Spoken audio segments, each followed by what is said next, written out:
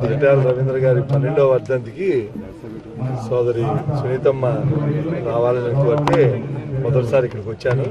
చూస్తే ఇక్కడ రవి భౌతికంగా లేకపోవచ్చు, కానీ అందరూ వచ్చిన వాళ్ళందరిలో ఒక ఆప్యాయత, ప్రేమ, మనిషి చూపించే ప్రేమ, ఆప్యాయత నిజంగా అదే ఆ కుటుంబానికి శ్రీరామ రక్ష. తప్పకుండా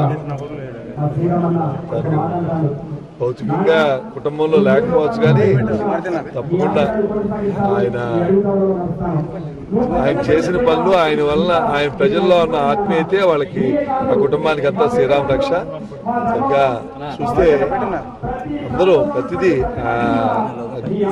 ఘాట్లో ఉన్న ఘాట్లో చూస్తే అన్ని ప్రతిదీ ఎంతో ప్రేమాభిమానాలతో